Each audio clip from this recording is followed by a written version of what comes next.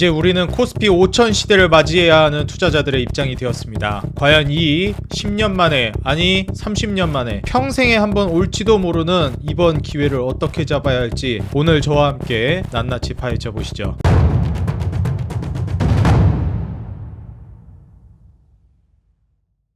네, 반갑습니다. 주식장인 유튜브 구독자 여러분들, 주식장인입니다.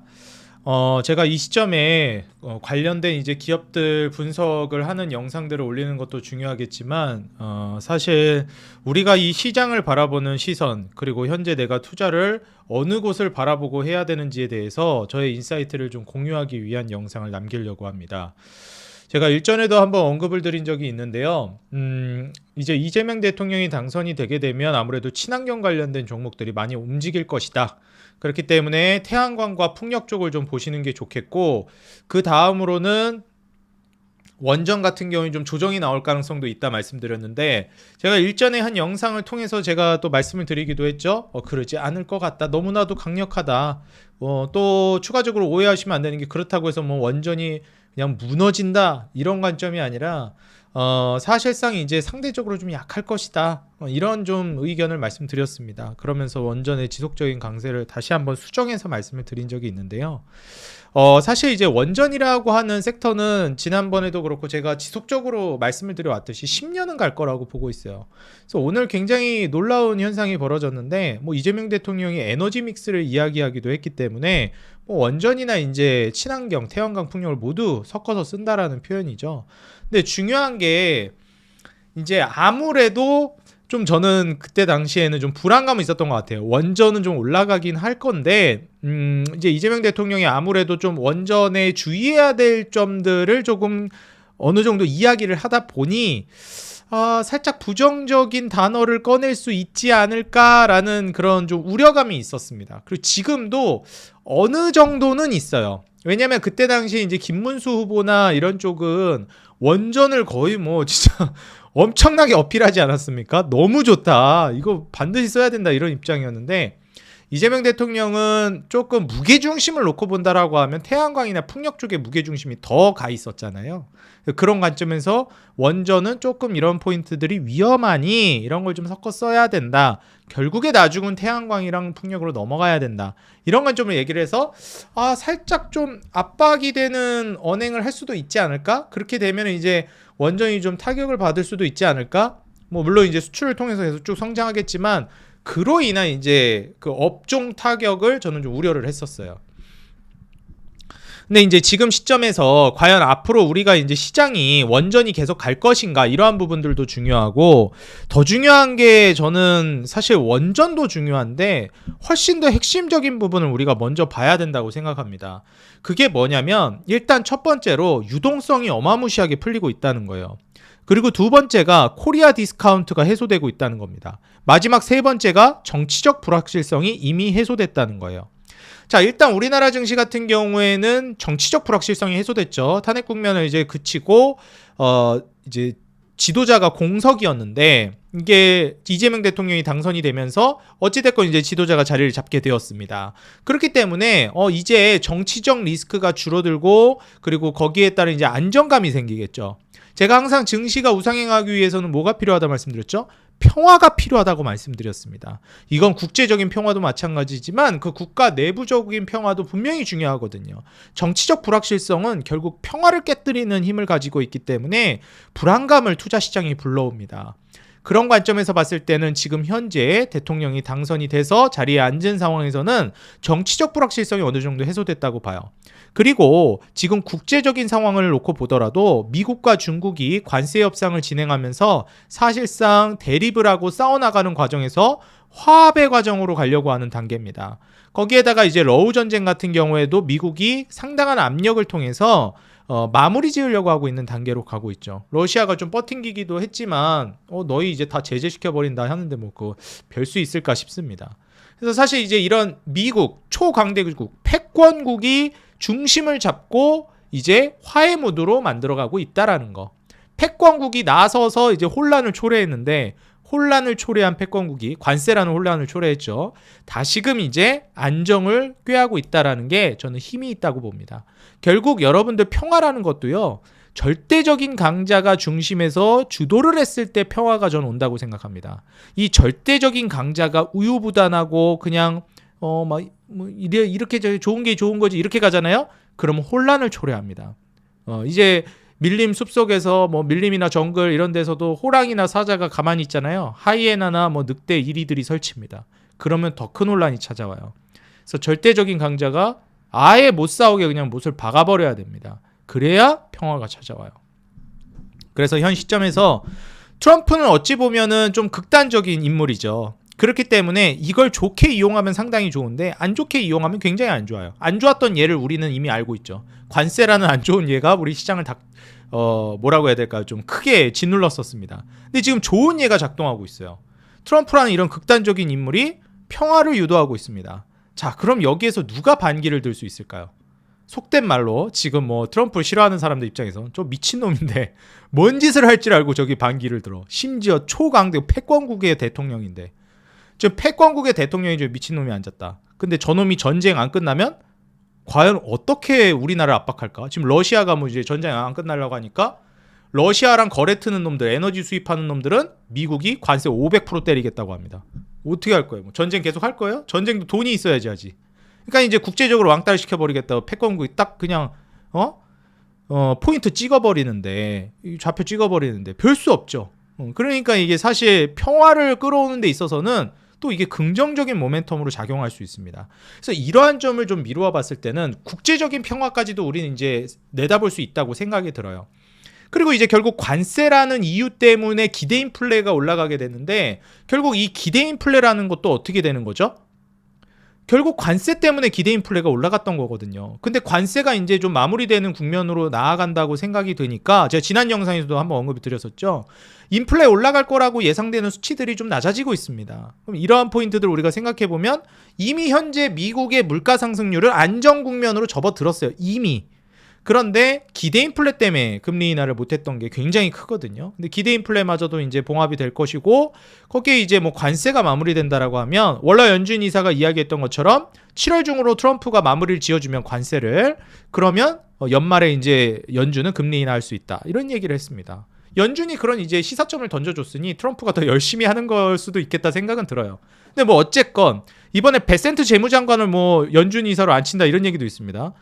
야, 이거 그렇게 되면은 진짜 트럼프 입맛대로 다 되는 건데 뭐 사실 이제 연준은 워낙에 독립기관이기 때문에 정치적 입김이 이제 들어간다라는 게 좀 그렇긴 한데 어찌됐건 베센트 재무장관이 뭐 될지 안 될지야 모르지만 그런 논의가 나오고 있다라는 것 자체만으로도 좀 우리가 주목해볼 만한 포인트라고 생각이 됩니다. 원래는 베센트 재무장관 안 치기 전에 그냥 벌써부터 그냥 파월 해고해버린다 막 이런 얘기까지 나왔잖아요. 근데 뭐 솔직히 그건 말이 안 되는 겁니다. 무슨 대통령이 연준의장을 해고시켜요. 진짜 말도 안 되는 거고 그건 그냥 이제 좀 압박 좀 느껴라 라는 공격성 발언이라고 좀 생각합니다. 근데 이제 다음 연준이사로서 이제 베센트 재무장관을 보고 있는 거잖아요. 이거는 좀 현실성이 있거든요.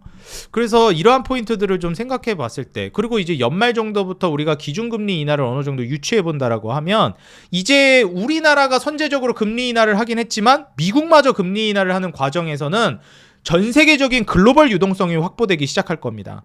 그러면 이제 금리 인하를 하는 과정 안에서 보통 이제 을에 미국이 이제 저금리로 가게 되면 돈이 풀려 나오면서 이제 전 세계적으로 퍼져나가요. 지금이야 우리나라 이제 기준금리 인하를 먼저 하는 상황이지만 미국에서도 금리 인하를 하게 되면 개발도상국이나 미국 말고 주변에 이제 성장률 높은 국가들로 이제 돈이 많이 이제 흘러 들어가게 됩니다. 근데 심지어 이제 우리나라가 매우 매력적인 게 뭐냐면 이전에도 한번 언급드린 적이 있지만 코리아 디스카운트라는 말도 안 되는 저평가를 받고 있는 국가인데 그 코리아 디스카운트의 가장 대표적인 요소였던 이 증권시장의 제도 개선이 이제 시작된다는 거예요. 여기에서도 아주 중요한 포인트가 있는데 그렇다면 왜 하필 지금 우리는 증권시장의 제도 개선이 이루어지는가? 그거는 뭐 여러 가지 이유가 있겠습니다. 우리나라는 이미 선진국 반열에 올랐어요. 많이 성장했기 때문에 물론 많이 성장했다고 성장률이 뭐 죽는 건 아니지만 성장률이 정체를 겪을 정도 수준까지 성장을 해버렸습니다. 매우 빠른 속도로요. 그러다 보니까 제가 몇 번 언급을 하는 건데 국민들 의식 수준이 경제 발전 속도를 따라가지 못합니다. 그래서 뭐 저는 우리나라를 사랑하지만 국민들 수준이 제 얼굴이 침뱉기라고 할지 모르겠어요. 저를 포함이에요. 저도 포함해서 국민들 수준이 그다지 성숙하지 못합니다. 왜냐하면 고속 성장을 했기 때문에 그 의식 수준이 이 재정적인 성과, 성장에 미치지 못했다고 저는 개인적으로 생각해요. 왜냐하면 차근차근 밟고 올라간 국가들하고는 또 다르다고 생각합니다. 철학적인 부분 그리고 이러한 것에 고뇌가 깊었던 시장과는 분명 차이점이 있다고 생각해요. 그건 우리나라가 못나서도 아니고 우리나라 국민들이 못나서도 아니라고 봅니다. 왜냐하면 그렇게 빨리 성장을 했는데 그렇게 의식 수준이나 제도 개선까지 확 된다라는 거는 그거는 좀 어렵지 않나. 예, 시간이라는 무기가 그렇게 가벼운 게 아니거든요. 그래서 저는 우리나라가 못난 나라도 아니고 국민들이 못난 국민들도 아니고 그냥 자연스러운 현상이다 그렇게 생각합니다.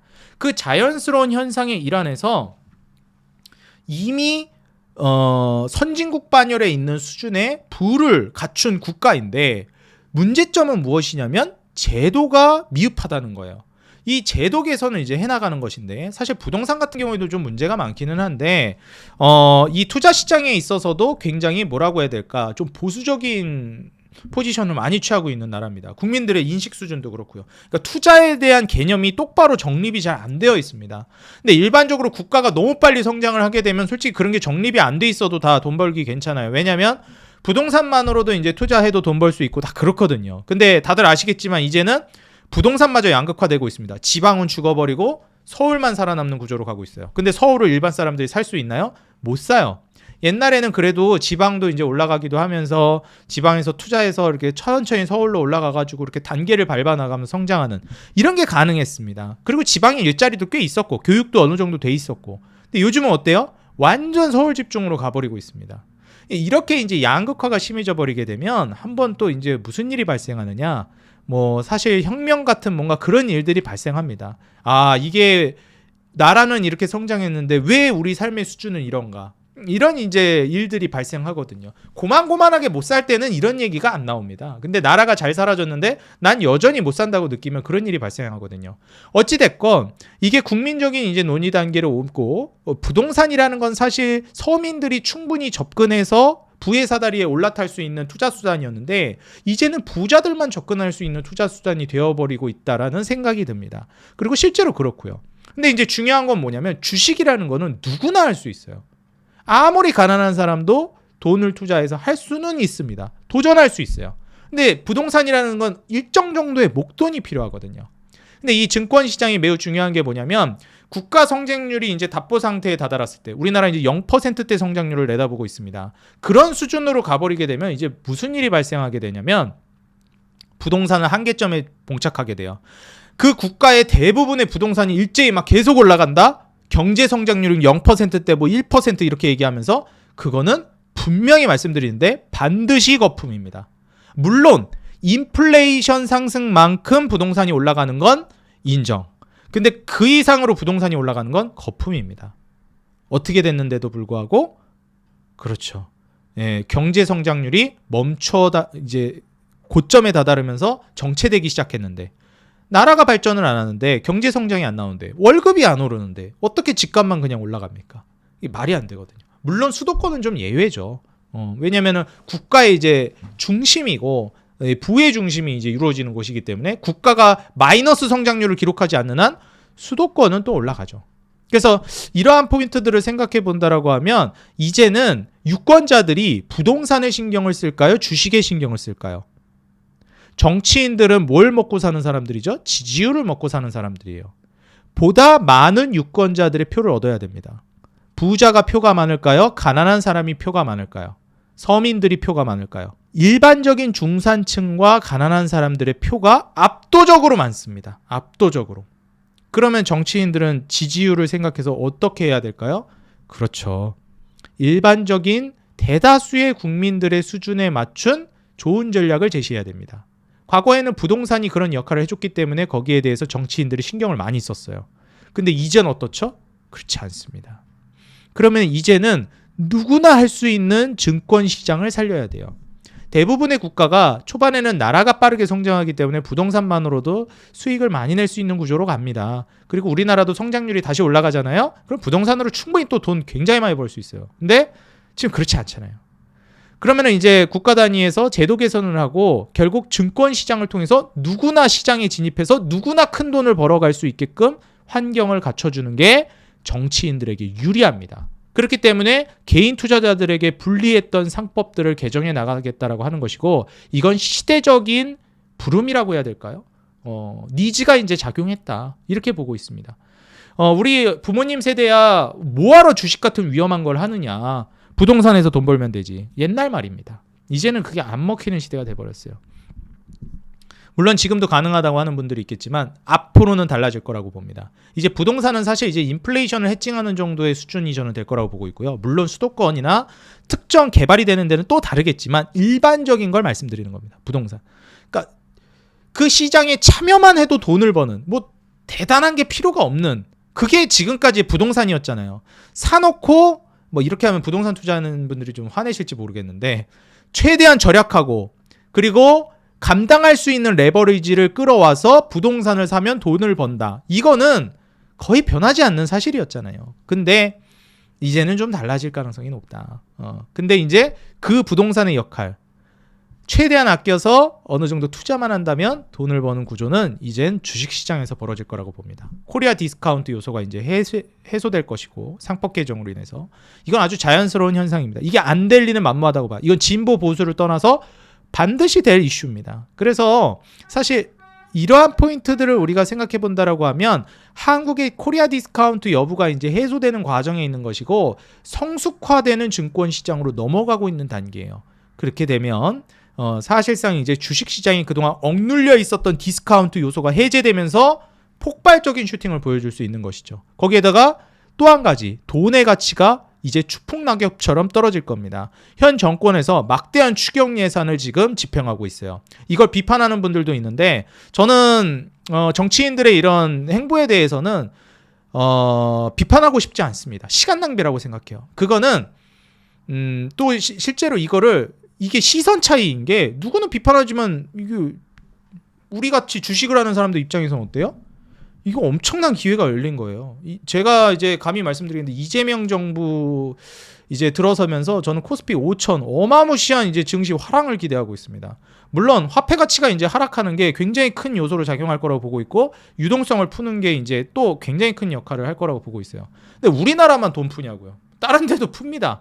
근데 이제 너무 많이 푼다, 뭐 이런 비판이 있을지 모르겠는데, 이게 크게 벗어나 있는 흐름은 아니라는 거. 자, 뭐 이거 가지고 또 정치적으로 뭐 싸우시는 분도 있을지 모르겠는데, 너 그럼 뭐 이재명 옹호하는 거냐 이러실 수도 있는데, 그냥 현상을 바라보자고요. 현상을. 돈 풀기가 이제 막대하게 시작됩니다. 지금 1차 추경이 급한 추경부터, 그러니까 뭐 산불, 재난민 돕기 이런 것부터 시작이 되는데, 2차 추경부터가 진짜거든요. 이제 뭐 30조 플러스 알파 될 거다, 35조 플러스 알파 될 거다, 뭐 별 얘기가 다 나오는데, 어쨌든 지금 한 2, 30조 얘기는 기본으로 나옵니다. 그러면은 현 시점에서부터 이제 전 국민들에게 이제 돈 뿌리기 한번 또 들어가죠. 이제 화폐 가치가 뚝뚝 떨어집니다.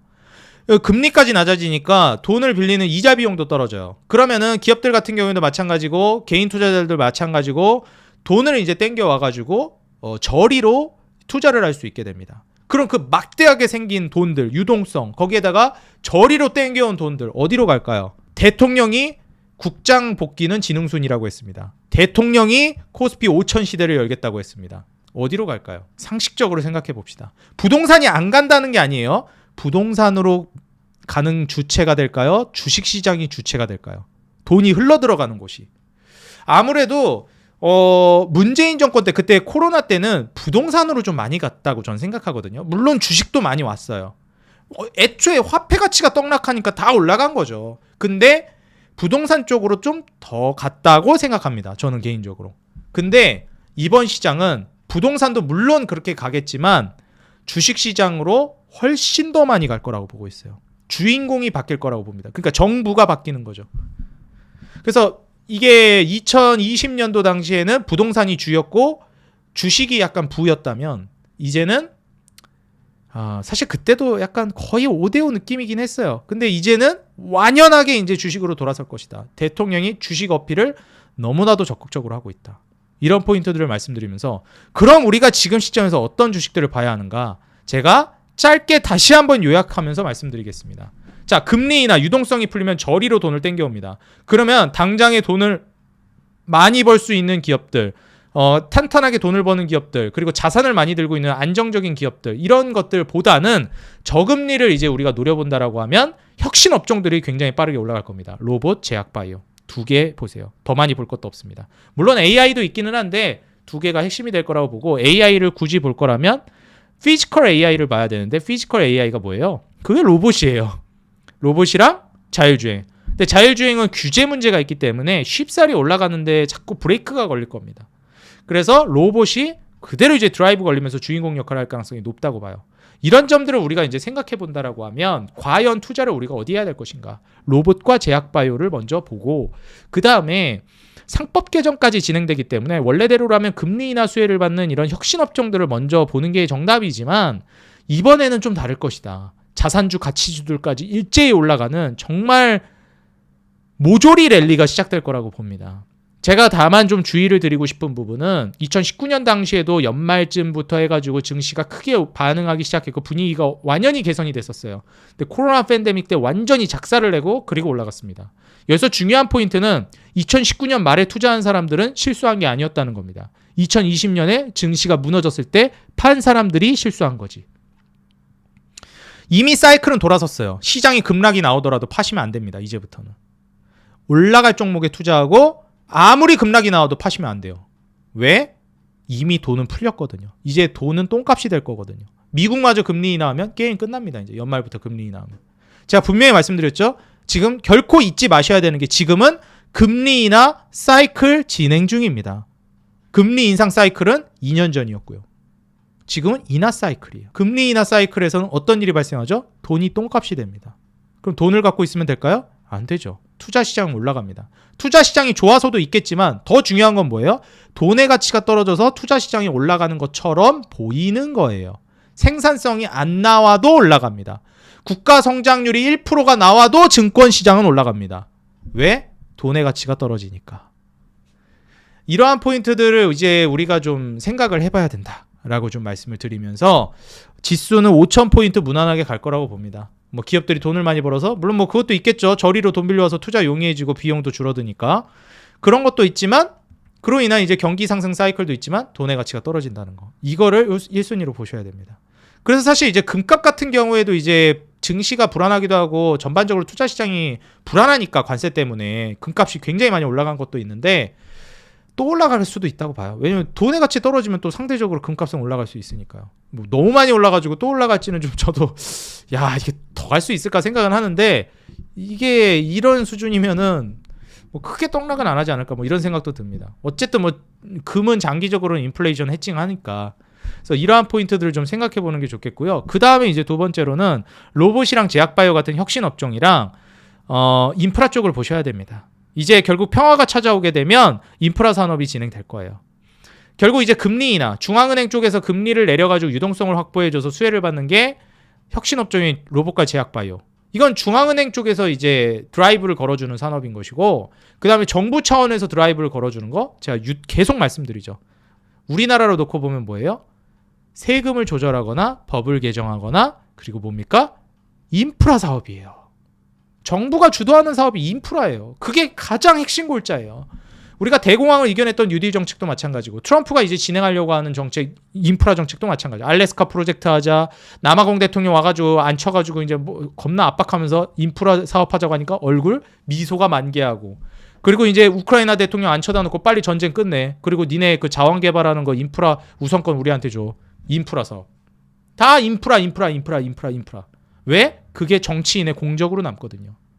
내가 대통령 시절에 이거 했다. 내가 정치인 시절에 이거 했다. 이번에도 뭐 우리나라도 대통령 선거하면서 뭐라 그래요? 김문수 후보, 이재명 후보, 내가 경기도지사 시절 이거 했다. 내가 철도 이거 깔았다. 내가 이거 했다. 인프라 사업이에요. 내가 이거 도시 이렇게 잘 살게 했다. 이게 가장 정치인의 핵심 공적입니다. 그래서 정부 차원에서는 인프라 사업이 저리로 떨어지는 순간 본격화됩니다. 그래서 정치인들의 입을 통해서 여러분들이 보셔야 되는 거는 뭘 봐야 된다? 투자 시장도 물론 중요하지만 인프라 정책을 뭘 시행하는지를 봐야 한다. 그렇기 때문에 건설기계, 시멘트 앞으로 속도가 드라이브가 강력하게 걸릴 겁니다. 뭐 철강 같은 이런 건자재도 마찬가지고. 더 나아가서는 이제 대통령이 나서서 증권 시장을 이제 유도하고 있기 때문에 이거는 저는 봐야 된다고 봅니다. 그러니까 정부가 나서서 이 엄청난 유동성의 방향을 주식으로 틀어준 거예요. 돈을 어마무시하게 풀었고 그 엄청난 푼 돈을 자 이쪽으로 가시면 됩니다. 부동산으로 가세요 여러분들. 길을 이렇게 터놓은 겁니다.